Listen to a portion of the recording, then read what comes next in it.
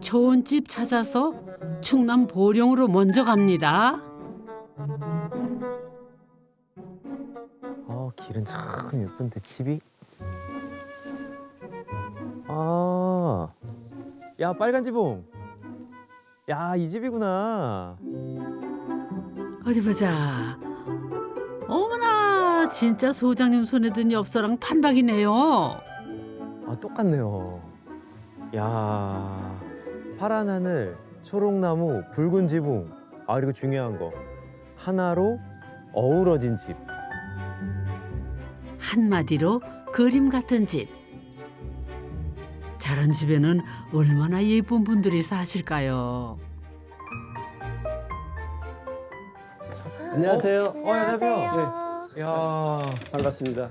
되게 젊은 분들이 살고 계시네요. 정말 이 엽서 같은 그림 한 장 보고 왔는데. 네, 제가 손수 약도처럼 그렸습니다. 아, 그래요? 안녕하세요.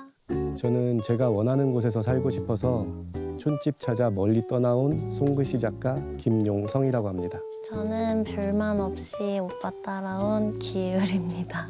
두 분은 어떤 사이세요? 부부이신가요? 7년 차 애인 사이입니다. 연인 사이. 네. 근데 아무 생각 없이 이렇게 그냥 따라만 오신 거예요? 그 타샤 튜터 할머니 책을 보고 좀 저도 그런 꿈에 그리던 시골에서 그림을 살며 살고 싶은 마음이 있었어서 오빠 따라서 불만 없이 그냥 왔습니다. 오도 이전하고 싶어서 고쳤다는 초원집.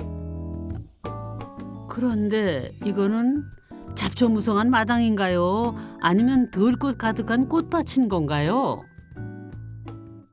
야생화 씨앗을 뿌리면 알아서 자기들이 막 계절 따라 나니까 잡초랑 섞여도 잘 안 보이고 야. 어느 정도 구획이 나눠질 때까지는 네. 제가 풀 뽑는 일도 좀 수월하니까. 아, 소위 그거를 우리가 세 글자로 얘기하죠. 뭘까요? 잔머리.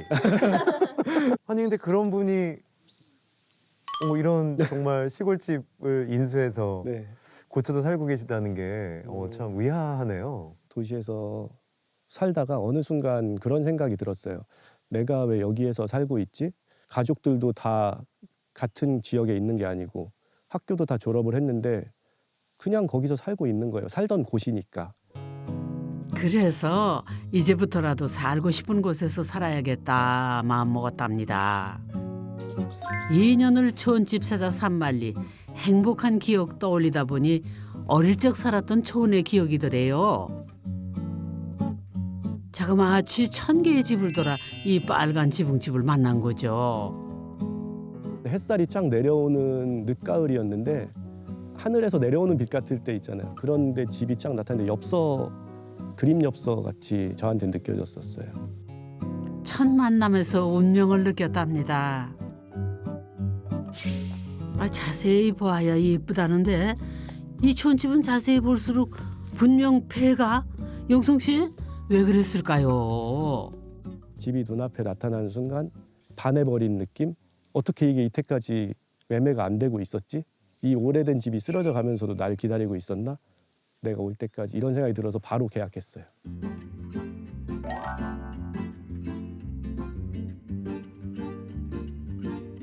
톡 하고 건들면 그냥 쓰러질 것만 같던 촌집이 이렇게 달라졌답니다. 세련되고 깔끔한 부엌 지나 나오는 공간은 거실 겸 침실. 와, 감성 돋게 잘 고치셨네. 이러다가 우리도 콩깍지 끼는 거 아닌가 몰라요. 정신 똑바로 차리고 탐구 시작해 봅시다.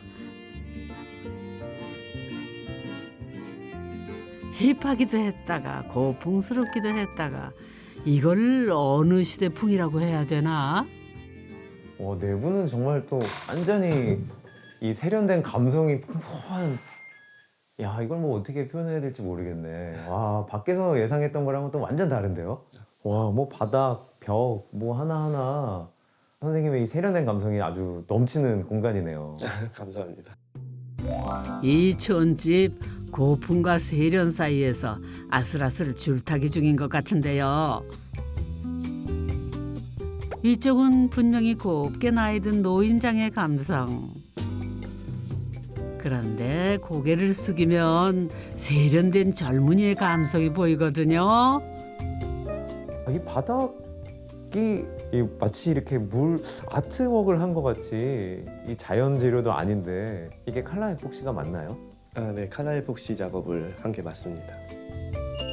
투명 에폭시는 봤어도 칼라 에폭시는 또 처음 봅니다. 근데 진짜 분위기가 묘하네요. 칼라를 섞어도 균질하게 이 섞어가지고 전체적으로 봤을 때는 톤이 이제 하나의 톤으로 보통 하시거든요. 근데 이렇게 정말 어떻게 보면은 안료랑 그 에폭시랑 섞어서 그 이렇게 하다 보면 예측이 안 되잖아요. 바닥 자체도 상태가 너무 안 좋고 투명을 하면 그것도 다 비춰질 것 같고 다른 마감재로 바닥을 하고 싶진 않아서 제안을 해주셨었어요. 칼라 에폭시를 한번 해보면 어떠냐. 컬러 에폭시는 시공하는 사람 따라 다양한 디자인을 만들 수가 있답니다. 말 그대로 저분이 화가인 셈. 색만 잘 만들면 상상도 못할 작품이 되죠. 완성이 되고 나서 딱 들어오는데 저도 너무 신비로운 우주를 보는 그런 느낌? 저는 약간 볼링공 볼링공 무늬 같다는 진짜? 생각이 또 들고 뭔가 이렇게 수은처럼 반짝반짝하니까 이런 기포 부분들 이런 게 너무 신기하다. 되게 뭔가 회화적이고 추상한 느낌이 나서 네. 멋지더라고요. 보는 사람들의 머릿속 상상력을 묘하게 자극하는 바닥이네요. 이건 날아오르는 불새 같기도 하고요. 또 이거는 개울한 올챙이 같기도 하고요. 설마 바닥 난방을 하진 않으셨죠? 난방했습니다. 아, 여기도 바닥 난방이 있어요? 네네. 아, 그래요? 네. 그러면은 크랙이 더 좀 아니 금 가기가 더 쉬운데. 추후에 쓰다가 그렇게 되면 저는 이제 그래도 그 동안에 이 예쁘고 감성 있는 이런 걸 많이 보면서 느끼는 감정들이 또 있기 때문에 그거는 또 그때 가서 다시 또 거기에 맞게 제가 또 맞춰가지고 살면 된다고 생각해서. 저는 바닥이 안 떴으면 좋겠어요. 아, 저도 안 떴으면 좋겠어요. 그럴 수도 있는 걸 감수하고 시작한 거라서. 다 완성이 됐는데 소장님이 그 말을 했어요. 아, 다행히도 며칠 동안 보일러를 여름에 가동했는데 안 뜬다. 잘 붙은 것 같다. 하지만 쓰다가 다시 일어날 수도 있고 반대로 의자나 어떤 거에 찍혀서 스크래치가 날 수도 있는데 그러면 한번 광을 내거나 어떻게 하면 된다 해서 아, 괜찮아요. 지금 볼 때마다 좀 불안하세요? 아니면 좋으세요? 좋아요. 너무 좋아요. 그러니까 힘든 것도 감수하면서 할 때 정말 행복해지는 것들도 있잖아요. 그런 행복도 저는 크다고 봐서. 인생의 단맛은 쓴맛 뒤에 오는 법. 그 진리를 벌써 깨달았네요. 바닥 하나가 이 정도면은 당하는 탐구할 것 천지겠는걸요. 우선 부엌과 거실은 원래 있던 단차를 그대로 살려 공간을 구분했답니다. 작은 공간 여러 개를 통으로 트는 대신 단차와 뚫린 벽체로 공간을 나누는 효과를 노린 거지요. 덕분에 사생활은 지키되 개방감까지 확보했답니다. 그런데 이 벽에 또 용성 씨가 힘을 좀 줬답니다. 그러네. 매끈하지 않고 까슬까슬한 것이 이거 보통 벽이 아닌데요. 요 벽이 참 인상적이네요. 이 벽이 지금 드라이비트 마감 맞나요? 네, 드라이비트 맞습니다. 오. 제가 그 외부 소재이긴 하지만 네. 그 안에서도 어떤 질감을 나타내고 싶었고 소재들하고 어울리는 나무라든지 여기 황토를 썼듯이 근데 그것처럼 어떤 흙이라는 느낌을 주고 싶은데 벽지나 이런 걸 바르고 싶진 않고 페인트로 마감하고 싶진 않아서 과감하게 드라이비트를 선택했습니다. 이런 니트 소재 같은 게 잘 걸리더라고요. 아니 그런 게 아니라 이제 올이 올라와 있네요. 네가 조심 안 해서 그래. 저희가 다 어른이잖아요. 조심하면 되는데 네, 뭐 아이가 있는 집은 조금 네. 그럴 수도 있는데 저희는 다 어른이니까 괜찮습니다. 이건 또 스물스물 빛 스며드는 창호문 맞죠? 석가래 따라온 옛날 감성인가요? 26평밖에 안 되는 집에 뭐 이렇게 특이한 게 많아? 아, 뭐가 있길래? 이야, 우와, 여기 이런 게 숨어 있구나 여기에. 이야, 오늘 본 진짜 이 내부 공간 중에서 최고네요. 장호문 뒤에 이렇게 근사한 공간을 감춰 놓으신 거군요.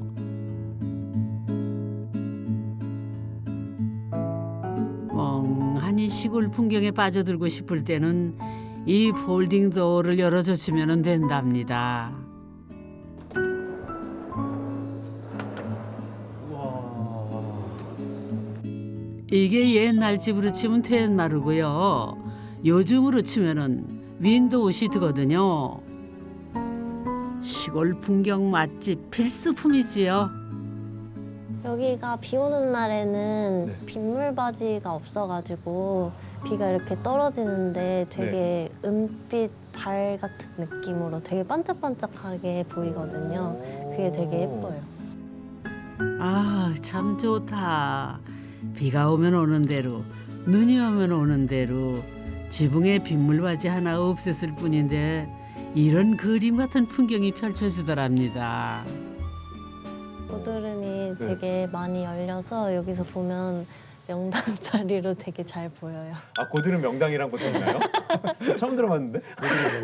그거 맞아서 떨어져서 막 위험하고 그러지 않아요? 어른이니까 피하면 되고요. 위험할 것 아, 같아요. 어른이니까 떨어지는 거 피하라고요?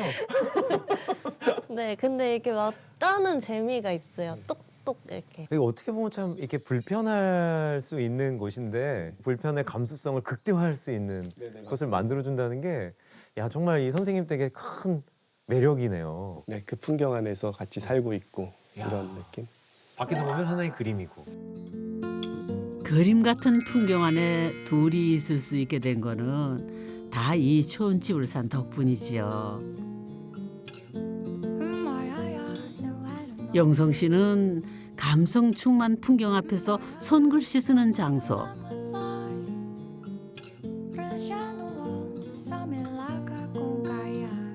율 씨는 도시에서 5일 동안 펼쳐보지도 못했던 책 한 권 펼치는 공간이랍니다.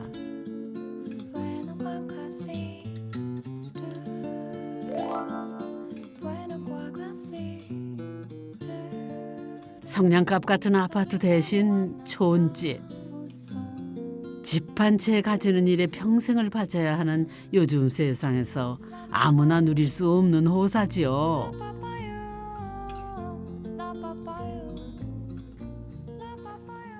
용성아, 우리 왔어. 누나 오셨어. 어? 누나 어떻게 왔지? 오셨어요. 오랜만에 왔네. 잘 있었어? 잘 있었어? 네. 매형 잘 있었어요? 누구세요? 아, 저희 셋째 누나하고 셋째 매형이에요. 집 처음 왔을 때 혹시 보셨어요? 네네. 말이 안 나왔죠. 너무 참담해서 여기서 얘가 이걸 어떻게 하려고 하지? 이런 기분? 처음에는 너무 귀신 나올 것 같은 집이었어요. 그런데 지금은 나도 이런 집 있으면 하나 사서 고쳐볼까? 이런 생각이 들 정도. 딱 귀신 나오게 생긴 폐가를 사놓고 살고 싶은 집을 샀다고 하니 가족들 입장에서는 어이가 없을 수밖에 없지요. 데려오는 족족 들어가 보지도 않고 주랭랑. 특히 아버지는 결사반되셨답니다. 아버님이 처음에 걱정이 너무 많으셔가지고 저희에게 전화도 해서 용성이 좀 말려달라고.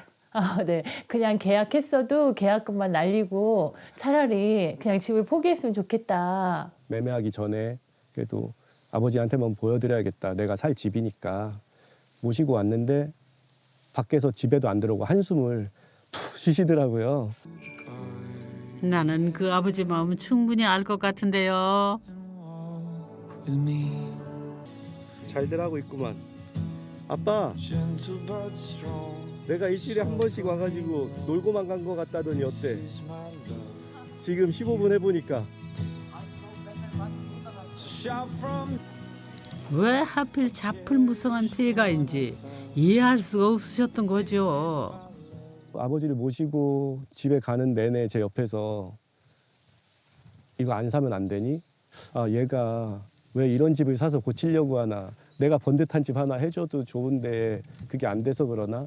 걱정하는 모습도 비쳤지만 본인을 자책하는 것 같은 느낌도 눈에 보이더라고요. 나는 오래된 집을 고쳐서 거기를 나에게 맞게 바꾸고 싶은 거지. 난 아빠가 돈 줘서 지으라고 해도 새 집 안 지을 거야. 계속 그런 변명 같은 변명? 아버지의 짐이라고 느끼시는 부분을 덜어드리고 싶었어요. 물려준 것이 없어 아들이 이런 좋은 집을 샀나 싶었던 아버지는 한참이나 말문을 열지 못하셨답니다.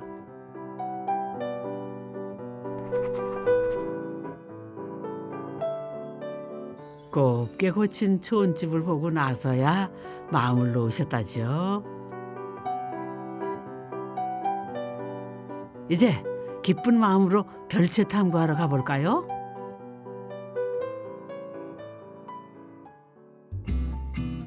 물론 별채 찾아가는 길도 아주 예쁩니다. 이 감성 좋은 집에서는 안 이쁜 건 취급 안 하니까요. 오, 야, 이 공간마저 이쁘네요. 야, 진짜 이 집은 안 이쁘면 안 되겠는데요? 네. 근데 여기가 원래는 잠깐만 있어보자. 외부 공간이었나 보네요. 네, 맞습니다. 아, 그래서 양쪽에 창문이 있구나. 네. 그래서 석가래가 이렇게 뭐라 그럴까요? 좀 옛날 외부에 노출된 듯한 네, 그런 맞아요. 맛이 있고. 어쩐지 안에 석가래들이랑은 색이 다르더라니까요. 원래 본체와 별채는 떨어져 있었답니다. 별도의 지붕을 가진 두 채의 집이었던 거죠. 하지만 지금 본체와 별채는 한 지붕 두 가족, 두 채를 이으느라 실내로 들인 공간이 바로 이 중정 공간입니다.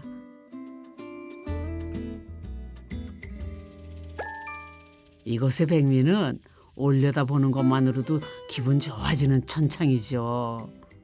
한 번은 폭우가 왔었어요. 네. 그때는 진짜 무섭고. 그건 좀 크더라고요. 근데 오빠는 듣지도 못하고 그냥 자더라고요. 저만 들었어요. 들었어, 잘 못 들어요. 다 들었어. 빗소리 명당 말고 햇빛 명당이기도 하니까 그날 일은 이해해 드릴게요. 영성 씨가 이 집에서 제일 마지막에 보여주고 싶어 한다는 별채는 친구들이 찾아오면 내어주는 아늑한 손님 방입니다.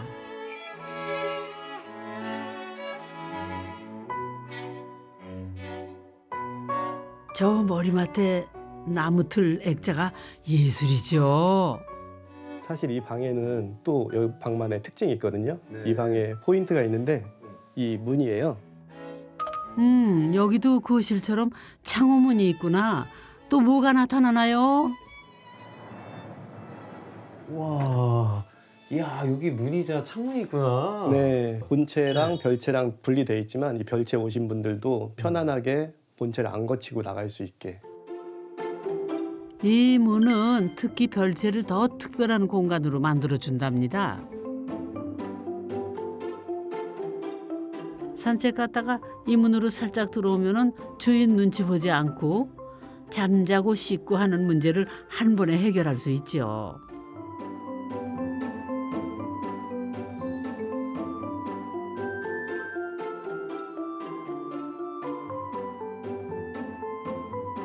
미닫이 문만 닫으면은 주인도 손님 눈치 보지 않게 되는 거는 마찬가지. 별도로 지은 집이라 별채라지요? 그렇다면은 출입구도 따로 있어야지요. 이렇게 확실히 독립된 별채 덕분에 이 집 고치고 나서 손님이 끊이지를 않는답니다. 이분도 좋은 집 손님이신 건가요? 문 열고 이것 좀 받아갔으면 할머니. 좋겠네. 예. 할머니 오셨어. 예. 할머니 이거 뭐예요? 김치 조금 와, 해. 묵은지 필요했었는데. 예, 그런 게. 금요일이면은 뭐든 싸들고 오신다는 윗집 순례 할머니. 꼭 잡아주시는 그 손이 이렇게 따뜻할 수가 없답니다. 이쁘잖아요. 난 딸이 없어. 딸이 없고 아들, 딸만 있는데 그냥 꼭 딸 같아갖고 이뻐요. 눈물 나 자꾸. 참 의지가 돼요. 이 젊은 분들이 그냥 오나갖고 일주일 만에 한 번씩 와도 참 기다려지고 이뻐요. 할머니와 뭐든 나누고 싶은 이 동네 초보 주민 용성 씨와 율 씨는 얼마 전에는 초상화도 선물했답니다. 어머 똑같아.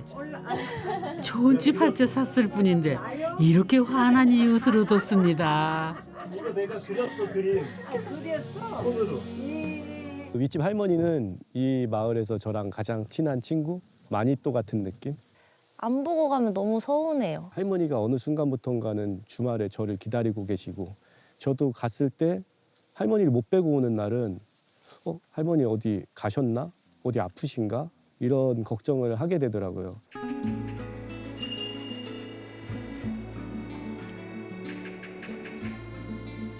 도시에 있었어도 똑같이 주어졌을 하루.